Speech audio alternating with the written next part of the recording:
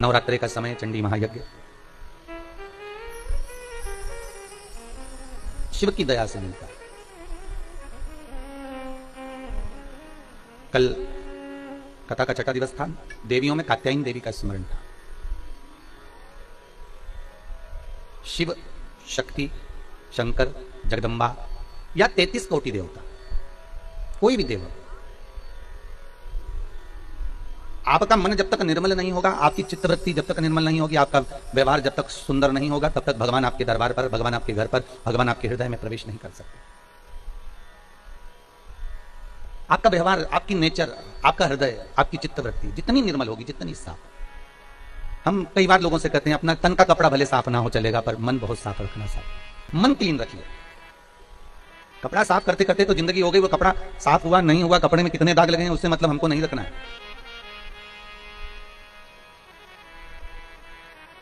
उस कपड़े में कितने जगह से वो फटा हुआ है, कितनी जगह से उसमें गंदगी लगी है, हमें उससे मतलब नहीं रखना है। ये मन गंदा नहीं होना चाहिए। हमें भगवान से इतनी प्रार्थना जरूर करना कि हम दूसरे के दोष ना देखें, हम दूसरे की गलतियां ना निकालें। हम हमारे कुल में अगर जन्म लिए हैं, हम जिस कुल में पैदा हुए हैं, हम अगर ब्राह्मण हैं, हम क्षत्रिय हैं, हम वैश्य हैं, हम शूद्र हैं, हम जिस कुल में जन्मे हैं उस कुल के अंतर्गत हम किसी में भेद ना देखें, हम किसी में गलतियां ना देखें।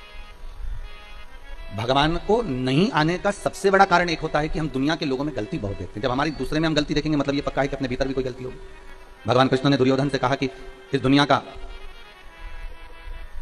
सबसे अच्छा व्यक्ति ढूंढ कर लिया, पूरे हस्तिनापुर में जो सबसे बेकार व्यक्ति हो, सबसे अच्छा व्यक्ति हो तो उसको लेकर आ। और युधिष्ठिर से कहा है पूरे हस्तिनापुर में, पूरे विश्व में जो सबसे बुरा व्यक्ति हो तो उसको छाट कर लेकर आ। तुम दोनों जाओ। दुर्योधन अच्छे व्यक्ति को ढूंढने जा रहा है और युधिष्ठिर बुरे व्यक्ति को ढूंढने के लिए जा रहा है। कई दिन लग गए इनको ढूंढने में, पर दुर्योधन को कोई अच्छा नहीं मिलता। दुर्योधन किसी को भी अगर देखता है ना तो उसमें पहले गलतियां देख लेता है। दुर्योधन अगर किसी से मिलता है तो उसमें गलती ढूंढ लेता है। युधिष्ठिर को बुरा नहीं मिला, क्योंकि युधिष्ठिर जिससे भी मिलता है ना उसमें कुछ ना कुछ अच्छा ही देख लेता है। वो जिससे भी मिल रहा है उसमें कुछ ना कुछ अच्छा देख रहा है। भगवान कृष्ण ने पूछा क्यों दुर्योधन, तुम्हें कोई अच्छा व्यक्ति मिला? दुर्योधन बोला महाराज पूरी पृथ्वी पर कोई अच्छा नहीं है, सब बेकार, सब बेकार है, एक भी अच्छा नहीं है। और युधिष्ठिर से पूछा तुम्हें कोई बुरा मिला? युधिष्ठिर कहते महाराज जी पूरी पृथ्वी पर देख लिया, किसमें बुराई है ही नहीं, सब में तो अच्छाई भरी हुई है, सब में अच्छाई भरी हुई है, कोई बुरा मिला ही नहीं है। अर्थात भगवान कृष्ण कहते हैं बस यही जीवन है। दुर्योधन को बुरा ही मिल रहा है, अच्छा कोई नहीं मिलता, क्योंकि उसके भीतर इतनी बुराई भरी हुई है, इतना कपट भरा हुआ है, इतना इतना छल भरा हुआ है, इतनी बेईमानी भरी हुई है कि उसको सामने वाला व्यक्ति बुरा ही नजर आए। और युधिष्ठिर बुरे से बुरे व्यक्ति में भी इतनी अच्छाई देख लेता है कि उसको सामने वाला व्यक्ति अच्छा ही नजर आता है। जीते जी हमने दुनिया के लोगों में बहुत सारी बुराई देखी और मरने के बाद हम बहुत सारी अच्छाइयां देखते हैं कि वो हमारी सास बहुत अच्छी थी, हमारा ससुर बहुत अच्छा था, हमारी वो काका जी चले गए वो बहुत अच्छे थे, वो ऐसे थे, वो हम मरने के बाद अच्छा देखा। अगर मरने के बाद किसी की बड़ाई कर रहे हो तो उसको थोड़ी ना प्राप्त हो रही है, भले तुम दुनिया में तुम डोली पीट कर कह दो, नगाड़े बजा बजा कर कह दो। भगवान कृष्ण जब तक भूमंडल पर रहे, स्वयं के सगे बुआ के लड़के शिशुपाल तक ने गालियां दे दी महाराज। दूसरे से क्या आशा रखोगे? स्वयं की बुआ का लड़के, भगवान कृष्ण की बुआ के लड़के, और भगवान दाऊद जी महाराज से कह रहे हैं कि बुआ का लड़का और इतनी मुझे गालियां दे रहा है, आपको दिख रहा है? तो दाऊद दादा कहते हैं बुआ का ही लड़का है ना, दे लेने दे गाली। नहीं, कभी चोर करा है, कभी कपट करा है, कभी छल करा है, कभी ग्वाला करा है, कभी शब्दों पर शब्द बाण चलाया जा रहा है। तू क्यों चिंता करता है कन्हैया, बोलने दे। कन्हैया कहते नहीं, दुनिया में दूसरे अगर व्यक्ति कोई उंगली उठाए, दूसरा व्यक्ति अपशब्द कहे, दूसरा व्यक्ति ताने दे, दूसरा व्यक्ति गालियां दे, चल जाएगा, पर कोई अपना अपना ही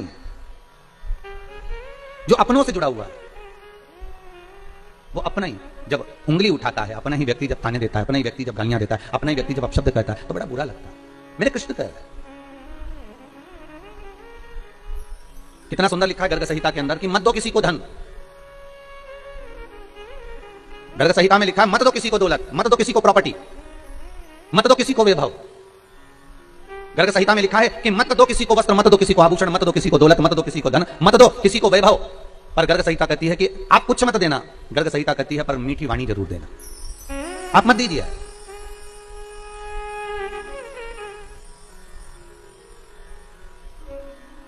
एक मिठास से परिपूर्ण वाणी जरूर प्रदान करिए। क्या भगवान शंकर भक्तों के घर में ऐसी आ जाते हैं? नहीं, निर्मल मन चाहिए। कात्यायनी माता क्या ऐसे ही प्रकट हो गई? और किसको मारने के लिए प्रकट हुई थी? वो महिषासुर को। धनु राजा के दो पुत्र रंभ करम, करम चले गया संतान के लिए तप करते करते, पर उनके यहां संतान नहीं। रंभ को लगा कि मेरे भाई को मगर ने खा लिया, पानी में बैठकर हम दोनों भाई तप कर रहे थे, और मेरे भाई को मगर ने खा लिया, तो क्यों ना अब मैं ये तप बंद कर मैं चारों तरफ से अग्नि लगाकर उस अग्नि के मध्य में बैठकर तप करूं। और रंभ उस अग्नि में बैठकर तप करते हैं, और भगवान ब्रह्मा प्रकट होकर कहते हैं वर मांगो, तुम्हें चाहिए क्या? तो वो रंभ कहते हैं कि मुझे वर ये दे दीजिए कि मेरे घर में संतान नहीं, औलाद नहीं, बस इतनी कृपा कर दीजिए कि मेरे घर में संतान हो जाए। ब्रह्मा जी ने वर दे दिया, जब तुम तप कर उठोगे, उठकर तुम जैसे ही जाओगे और जिसको भी तुम प्रेम से, करुणा से, वात्सल्यता से, स्नेह से जिसको भी देख लोगे, उसी के द्वारा तुम्हारी औलाद हो जाएगी, उसी के द्वारा तुम्हारा बच्चा हो जाएगा। तुम जिसको स्नेह से देख लोगे, जिसको प्रेम से देख लोगे, बस उसी के द्वारा तुम्हारा बच्चा हो जाएगा। अच्छा, एक ये महिषासुर की कथा से सीखने को मिलता है क्या? कितना सुंदर ब्रह्मा जी ने वर दिया कि तुम किसी को भी प्रेम से देख लोगे, उससे तुम्हारी संतान हो जाएगी, उससे तुम्हारी औलाद हो जाएगी, उससे तुम्हारा बच्चा हो जाएगा। पर अगर समझने वाली बात हो तो कितना सुंदर है कि आप किसी को भी, एक गौ माता है, एक स्वान है, कुत्ता है, एक बिल्ली है, एक चूहा है, एक खरगोश है, हिरण है, किसी को भी, आप जीव को भी एक प्रेम के हाथ से सहलाकर देखना। गौ माता को एक बार हाथ रखकर देखना, और प्रेम के हाथ से है। एक कुत्ते के बच्चे को भी आप प्रेम से सहलाकर देखना, वो आपके पीछे पीछे दुम हिलाकर घूमेगा। आप गौ माता को सहलाकर देखना, गाय भी आपके सामने गले को ऊंचा करेगी कि और मुझे सहलाते जाए। प्रेम अर्थात अगर यहां कहा जा रहा है कि आप अगर किसी को प्रेम से देखोगे तो उसी के द्वारा तुम्हारी संतान होगी, उसी के द्वारा तुम्हारी औलाद होगी, उसी के द्वारा तुम्हारा पुत्र होगा। तो शास्त्र यही कहता है कि आप जिसको प्रेम देंगे वो अपना हो जाएगा, आप जिसको स्नेह देंगे वो अपना हो जाएगा, भले विरोधीवासी क्यों ना हो। एक संत गंगा नहाकर आ रहे थे, और एक व्यक्ति इनसे बहुत ईर्ष्या करता था क्योंकि इनका नाम बहुत चल रहा था। जब किसी संत, साधु, सन्यासी, तपस्वी, ब्राह्मण, कोई कथाकार, कोई वक्ता, कोई ज्योतिषाचार्य, कोई श्रेष्ठ कर्मकांडी ब्राह्मण, कोई श्रेष्ठ विद्वज्जन, जब उसका खूब नाम चलने लगता है तो कुछ लोग ऐसे होते हैं जो उन पर उंगलियां उठाना प्रारंभ कर देते हैं। बेमतलब की फालतू बातों को ढूंढेंगे और उसको जगत में ले जाकर छोड़ेंगे कि कैसे ना कैसे इसके ऊपर गलत लांछन लगाया जाए। एक संत रोज गंगा नहाकर आते थे, इनका नाम सब दूर चल रहा था कि महाराज रोज गंगा नहाते हैं, गंगा जी का स्नान करते हैं, शिव जी की आराधना करते हैं, भगवान शंकर का गुणगान करते हैं, भगवान शंकर का अनुमोदन करते हैं। इनका नाम बहुत चला। अब इतना नाम चला तो इनसे जो जलने वाला था वो भी रोज मंदिर जाता था, वो भी रोज गुणगान गाता था, वो भी रोज स्मरण करता था, पर उसको कोई नाम नहीं चला, उसका कोई नाम का स्मरण नहीं हुआ, उसको कोई ने पूछा नहीं, उसका कोई स्मरण नहीं हो पाया, उसको लोगों ने ध्यान नहीं दिया, तो उसके मन में ईर्ष्या आ गई। अब ईर्ष्या आ गई तो वो पेड़ पर चढ़कर बैठ गया और खूब सारा पान खा के बैठा। अब संत जैसे गंगा नहाकर आए तो इसने ऊपर से थूक दिया संत पर। अब संत पर थूका तो संत बेचारे वापस गंगा नहाने चले गए, ये वापस आए नहा के, फिर इसने थूक दिया, फिर वो गंगा नहाने चले गए, फिर इसने थूक दिया, फिर वो गंगा नहाने चले गए। दूसरा कोई रास्ता नहीं था कि संत वहां से निकल जाए, रास्ता भी वही था क्योंकि दूसरे रास्ते से स्त्रियां गंगा नहाने आती थी, तो संत वहां जाते ही नहीं थे। संत जब जब निकलते ये पेड़ पर बैठा बैठा थूकता रहता। संत ने इसको झांका तक नहीं, देखा तक नहीं, क्योंकि ये थूकने वाले को क्या देखे, इसको देखकर करना क्या, इसको नहीं। वो बार बार थूक रहा है, वो बार बार स्नान कर रहे हैं। आए अब की बार जब वापिस आए तो जो ऊपर बैठकर थूक रहा था उसके मुख में पान का पीक, थूक सब समाप्त हो गया था। आकर चरण पकड़ लिए, गुरुदेव मैंने इतनी बार आपको थूका पर आपके मुख से कोई शब्द नहीं निकला। गुरुजी बोले तू मेरे पांव मत पकड़, आज मुझे एक मौका दे दे कि मैं तेरे चरण पकड़ लूं। गुरुदेव आप मेरे चरण, मैंने आप पर थूका है, मैंने आप पर आप शब्द कहे हैं, मैंने थूका है आप पर और आप मेरे पांव पड़ना चाहते हैं। गुरुजी बोले, संत बोले भाई देख रोज गंगा की एक डुबकी लगाकर चले जाता था, पर आज तेरी ऐसी करुणा हो गई, कृपा हो गई कि 108 बार डुबकी लग गई। तेरी कृपा हुई है, ये दूसरा कोई नहीं कर सकता। तू थूकता रहा, मैं गंगा नहाता रहा, रोज एक गंगा की डुबकी लगाता था, आज 108 बार डुबकी लग गई, ये तेरी कृपा ही तो है। उसकी आंख में आंसू भर गए कि संत संत होता है, साधु साधु होता है, सन्यासी सन्यासी होता है, तपस्वी तपस्वी होता है, विद्वान विद्वान होता है। दुनिया के लोग कितनी भी उंगली उठाएं, कितने भी ताने दे, कितने भी अपशब्द कहें, आप मौन रहिए, संत जैसा भाव रखिए। आपकी निर्मल चादर निर्मल, भीतर से निर्मलता का भाव होना चाहिए, भाव शुद्ध होगा, भगवान मिल जाएगा, मिलेगा। रंभ को वर मिल गया कि तुम जिसको प्रेम से देख लोगे उसी के द्वारा तुम्हें संतान हो जाएगी, बस प्रेम।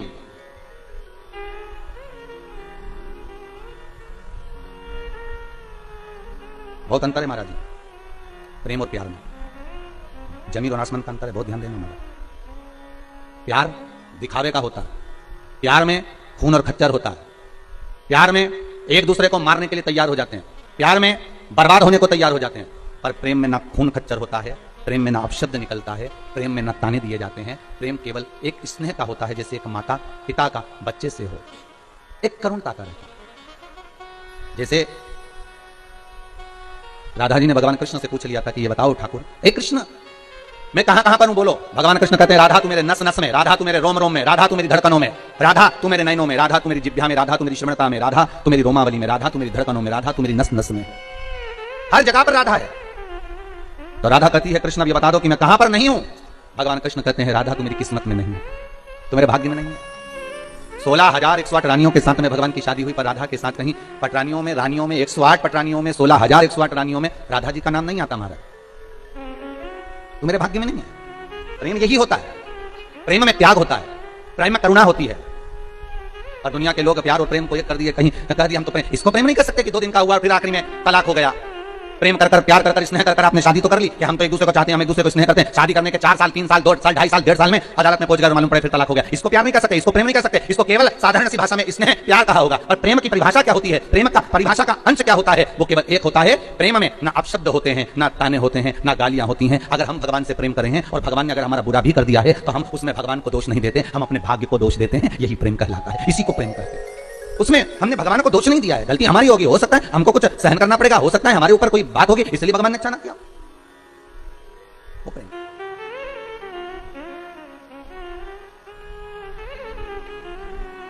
वो प्रेम है महाराज। रंभ तुम जिसको प्रेम से देख लोगे उसी के द्वारा संतान हो जाएगी। बस शास्त्र बहुत सुंदर बात कर रहा है।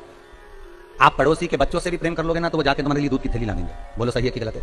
बच्चों के, पड़ोसी के बच्चों से भी कह दोगे प्रेमवश की बेटा जाओ लिया तो वो ला देंगे, प्रेम के बल पर।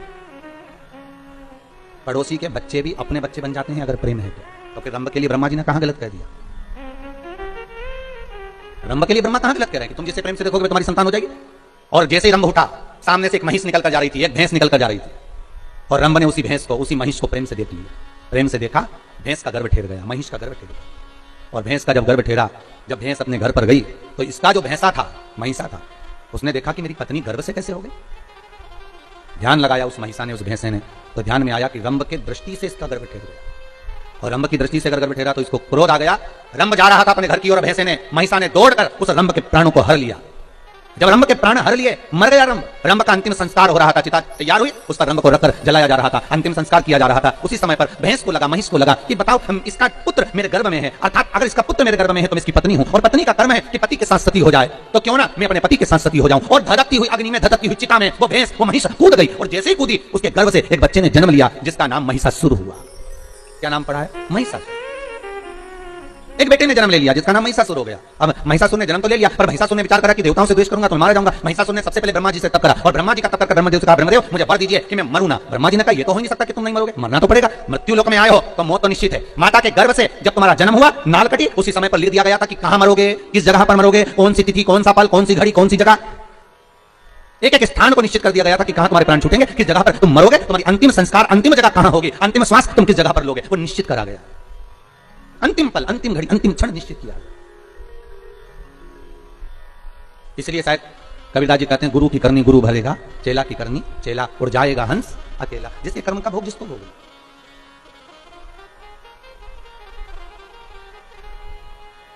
अपने कर्म का भोग अपने को भोग, कोई दूसरा नहीं भोग। हम कई बार कहते हैं माताओं से, आप अपने पतियों से कभी कभी पूछा करो, आप जो कमा कर ला रहे हो वो किसके लिए कमा रहे हो?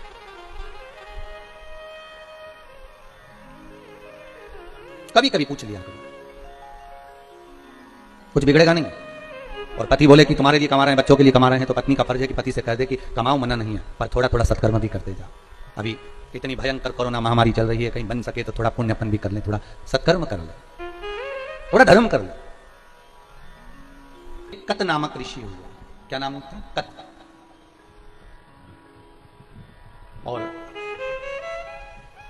कत नामक ऋषि के घर में एक पुत्र हुआ जिनका नाम था कात्य। क्या नाम पड़ा? कात्य। कात्य ऋषि ने अपने पिता के बतलाए अनुसार शंकर भगवान की ऐसी भक्ति धारण करी कि शंकर भगवान के शिवलिंग का निर्माण कर शिवलिंग के सामने हृदय चित्त को जोड़कर शंकर के मंदिर में शिवलिंग के सम्मुख में बेलपत्री चढ़ाना, शंकर का अनुमोदन करना, पूजन करना, और उसी जल को नयनों से लगाकर भगवान शिव का स्मरण करना। तत् के घर में हुए कात्य, और कात्य के घर में फिर एक पुत्र हुए जिसका नाम था कात्यायन। क्या नाम था? कात्यायन। कात्यायन ऋषि ने ऐसा तप करा, जब वो 4 साल के थे कात्यायन ऋषि, तो अपने पिता कात्य से पूछा, पिताजी भजन करना, सत्संग करना, स्मरण करना, संकीर्तन करना, पूजन करना, पाठ करना, इन सब में सर्वश्रेष्ठ क्या है? सर्वश्रेष्ठ क्या? कात्यायन ने जब अपने पिता कात्य से पूछा तो कात्य ने कहा, अगर भूमंडल पर जन्म लिया है, पृथ्वी पर अगर आए हो, तो भगवान का जितना नाम ले सकते हो ले, और जितना भगवान की सेवा कर सकते हो, चाकरी कर सकते हो, उतनी कर, जितनी चाकरी कर सकते हो। चाकरी का मतलब मालूम है ना, नौकरी।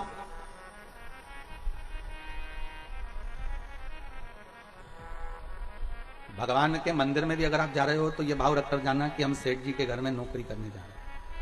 थोड़ा झाड़ू लगा दिया, पोछा लगा दिया,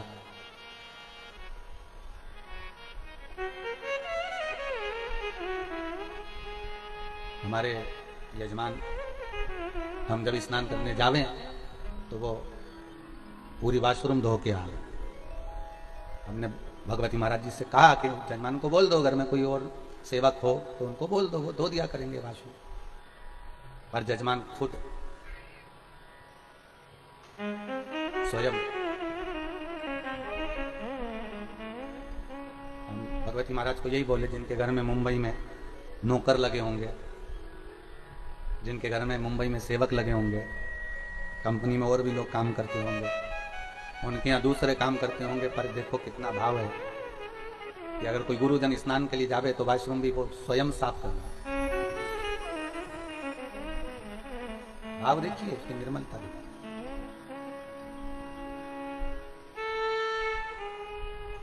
निर्मल भाव।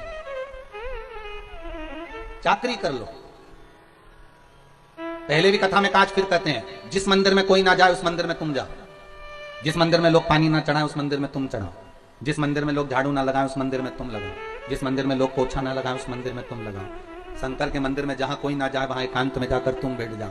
मंदिर को साफ करो, धो पोछो, शिव जी का श्रृंगार कर दो, घर से चंदन ले जाकर लेपन कर दो, कहीं की पत्ती वत्ती तोड़कर बाबा का श्रृंगार कर दो, थोड़ा एकांत में बैठकर शंकर जी से बात कर लो। 1 महीना कर कर देख लो, फिर कह देना किसी और वाला महाराज झूठा है, उसकी वाणी झूठी है। जिस मंदिर में कोई नहीं जाता हो, जिस मंदिर में कोई पहुंचता नहीं हो, ऐसे शंकर के मंदिर में तुम जाकर झाड़ू लगाकर, पानी डालकर, साफ कर कर, शिव जी का श्रृंगार, पार्वती का श्रृंगार, गणेश जी का श्रृंगार, कार्तिकेय का श्रृंगार, बढ़िया मल कर स्नान कर कर। तुम्हारे पास में कुछ भी नहीं है, मत चढ़ाओ, पेड़ पौधों की पत्तियां तोड़कर चढ़ा दो, घर से थोड़ा सा चंदन ले जाओ, उसको घिस कर, भले गोपी चंदन हो, सादा चंदन हो, लाल चंदन हो, पीला चंदन हो, जो हो वो भगवान को लगा दो। श्रृंगार कर कर थोड़ी देर, बन सके तो अगरबत्ती, धूप बत्ती, दिया जो हो लगाओ, नहीं हो तो बाबा का श्रृंगार करके थोड़ी देर, जहां तुमने झाड़ू पोछा लगाया, बाबा का श्रृंगार करा। भले उस मंदिर में कोई नहीं जाता, भले उस मंदिर के अंदर कोई प्रवेश नहीं करता, पर तुम एकांत में बैठकर उससे थोड़ा सा स्नेह करने का प्रयास करिएगा। 1 महीना कर कर देखना, उसकी नौकरी, तनख्वाह वो देना चालू करेगा। कितनी तनख्वाह देता है वो जानेगा। तो नौकरी कर तो सही। किसी के यहां पर जाकर 1 महीना नौकरी करोगे तो तनख्वाह देगा कि नहीं देगा? अरे बोले तो सही, थोड़ी बहुत तो देगा रे। 5,000 रुपये महीना नहीं देगा तो 3,000 देगा, 3,000 नहीं देगा तो 1,500 देगा, 1,500 नहीं देगा तो 1,000 देगा, पर देगा तो सही। जब दुनिया के लोगों की नौकरी करते हो तो 2-5 हजार रुपए मिल जाते हैं, तो तुम कोई साधारण जगह की नौकरी कर रहे हो क्या? कोई तुमसे पूछे कहां चली जाता है, 1 महीने से पता ठिकाने नहीं, तेरी नौकरी लग गई क्या? हाँ, नौकरी लग गई। वो तो भला है, और सीओर वाले महाराज का उसी ने लगवाई है, अच्छी कंपनी मिल गई। अच्छा, कितने लोग काम कर रहे हैं उसकी फैक्ट्री में? अरे पूछो ही मती रे, कितने। अच्छा, काम क्या है? बस काम ही नहीं बता सकते, तो काम है क्या वहां पर? तो बस काम नहीं बता सकते, चले जाओ। कितनी बजे से कितनी बजे तक, ये क्या टाइम भी निश्चित नहीं है, बस वहां तो पहुंच जाओ, लगाई बुआरी, बैठ गए, बाबा से 2 मिनट बात चर्चा कर।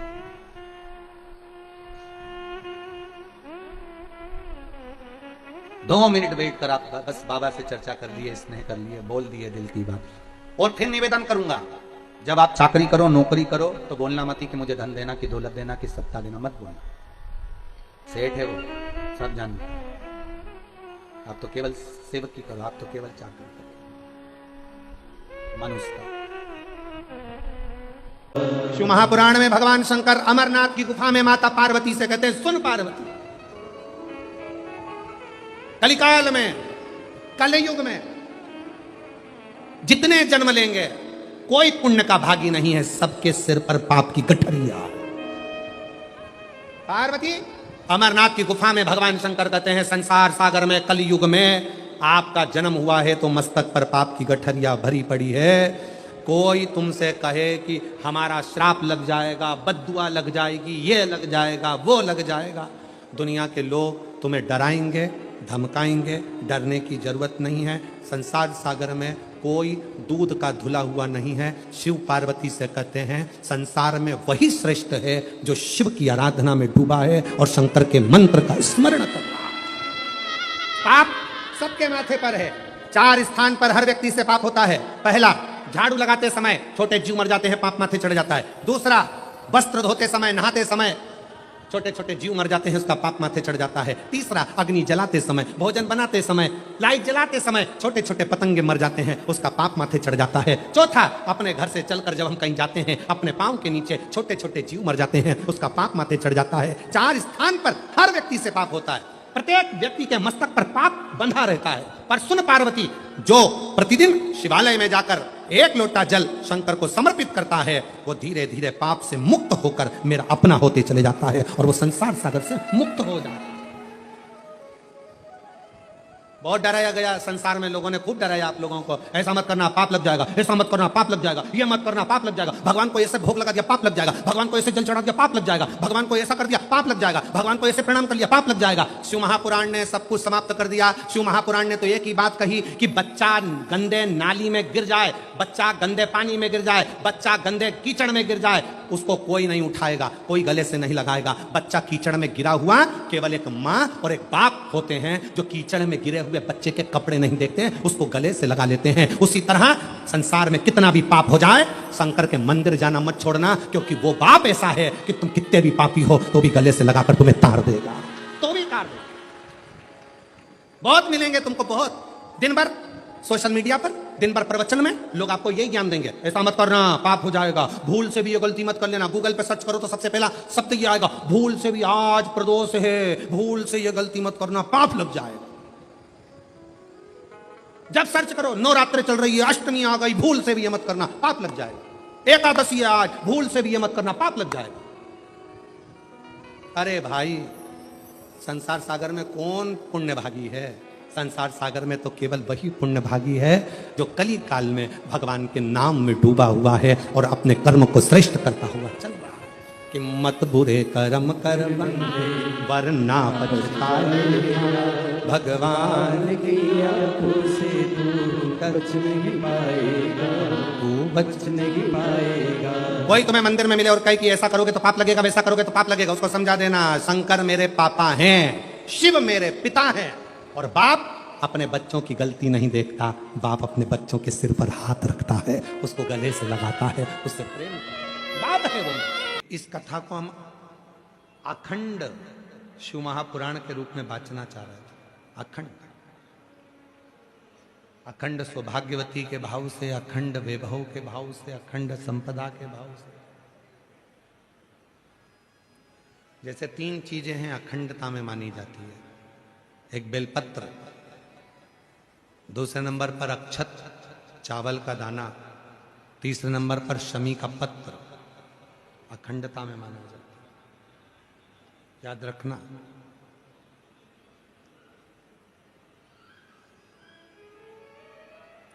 एक बेलपत्र एक ऐसी है कि अगर भगवान शंकर के मंदिर में शिवजी पर, शिवलिंग पर चढ़ाई जाती है, भले वो वहीं से उठाकर धोकर क्यों ना चढ़ाई गई, तुम 1 हफ्ते तक भी अगर मंदिर नहीं आए हो और अगर एक बेलपत्र तुमने, मान लो आज तुमने एक बेलपत्र चढ़ा दी और घर गए, या रात को या दूसरे दिन तुम रजो धर्म से हो गए, रजस्वला हो गए, मंदिर नहीं जा सकती 5 दिन, 6 दिन, 7 दिन, या कहीं जाना पड़ गया, तो क्या कहते हैं कि हमारा जल चढ़ाने का नियम टूट गया। कोई कहता है मेरा ये पूजन खंडित हो गया। नहीं, शिव महापुराण बड़ी सुंदर बात कहती है, एक बेलपत्र, एक शमी पत्र और एक चावल का दाना, ये 3 ऐसे हैं जिनको अखंड माना।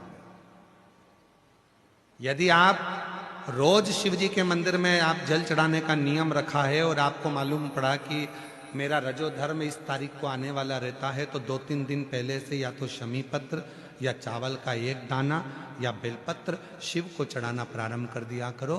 तो आप यदि 15 दिन भी मंदिर नहीं गए हो तो भी आपका जल अखंड निरंतर स्वीकृत किया जाता है, अखंड। भले तुमने 10 दिन 15 दिन उस जल को नहीं चढ़ाया, तुम 5 दिन 7 दिन नहीं जा सकी, मंदिर नहीं पहुंची, तुम मंदिर तक नहीं जा पाए, तुम कोई कार्य में लग गए, तुम नहीं पहुंचे, और उस जल को अखंडता में, अखंड। क्यों? एक बात आप लोगों ने, पशुपति व्रत किसी ने करा? हाथ उठाओ जरा, किन किन ने करा? सारे पंडाल वाले? हाँ ठीक है, रखिए। पशुपति व्रत में एक बात कही जाती है, 3 चीजें हैं। एक है पाशुपत्य अस्त्र, दूसरे नंबर पर है पाशुपत्य योग, और तीसरे नंबर पर है पशुपति व्रत। 3 चीज। इसमें जो पशुपति व्रत होता है, इस व्रत में कथा में कहा जाता है कि आप लोग जब व्रत करो और 2 व्रत हो गए, या आपको बीच में कहीं जाना पड़ गया, या रजोधर्म आ गया, या कोई काम आ गया, आप शादी में चले गए, फंक्शन में चले गए, बीच में आपका जो 2-3 व्रत छूट गए, उसके बाद वापिस व्रत करोगे, तो कई लोग कहते हैं हमारा खंडित हो गया। नहीं नहीं, खंडित नहीं हुआ। पशुपति व्रत 5 व्रत होते हैं। बीच में अगर तुम कहीं चले भी गए, कोई फंक्शन में चले गए, बाहर चले गए, देश विदेश चले गए, कोई रजोधर्म में चले गए, तो आप उस व्रत को नहीं करते हो। पर वो व्रत भले तुमने नहीं करा, पर इसके पहले तुमने जो शंकर जी की पूजन करी थी, इसके पहले तुमने जो पशुपति व्रत करा था, पिछले सोमवार को जो तुमने पशुपति व्रत करा, उसमें जो बेलपत्री चढ़ाई, पिछले सोमवार को तुमने पशुपति व्रत करा, उसमें जो चावल का दाना चढ़ाया, पिछले सोमवार को जो तुमने पशुपति व्रत करा, उसमें भूल से भी तुमने अगर शमी पत्र या चावल का दाना या बेलपत्र कभी चढ़ाया है, तो वो व्रत तुम्हारे चाहे 15 सोमवार छूट गए, 5 सोमवार छूट गए, 3 सोमवार छूट गए, 4 सोमवार छूट गए, पर वो व्रत तुम्हारा अखंड कहलाता है। भले तुम उसको करो चाहे मत करो। फिर वापिस आते हो, वापिस आने के बाद फिर व्रत करते हो। अब तुम्हारा 3रे नंबर का व्रत है, फिर चालू हो जाता है, 4थे नंबर का व्रत फिर हो जाता है, फिर कहीं जाना पड़ गया, फिर एक व्रत रह गया, फिर वो मान्य होगा। तो वो खंडित नहीं होता, खंडित नहीं।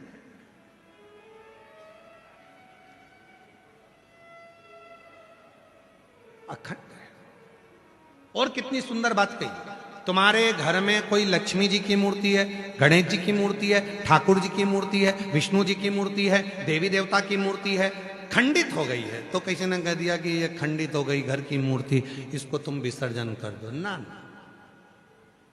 किसी का एक्सीडेंट हो जाता है, हाथ टूट जाता है, तो घर के बेटे को बदल दोगे क्या?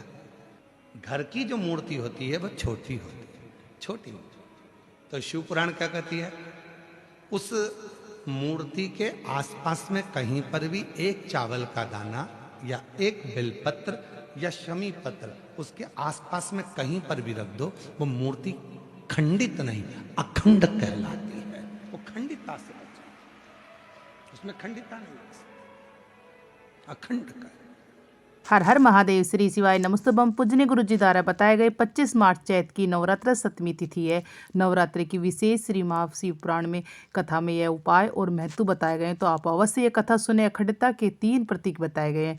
प्रेम और प्यार में अंतर बताया गया है, राधा कृष्ण के प्रेम के बारे में बताया गया है, तो आप जरूर ये कथा सुने। बुधवार के नवरात्रि की विशेष कथा है, ये उपाय है, तो आप जरूर सुने। नौकरी और रोग और मुक्ति, वाणी दोष मुक्त, अखंडता का प्रतीक, 3 प्रतीक बताए गए। नौकरी के बारे में भी, सभी चीज़ों के बारे में आप बताया गया, तो आप ज़रूर सुने। अगर यह वीडियो अच्छी लगी है तो लाइक शेयर करना बिल्कुल ना भूले। हर हर महादेव।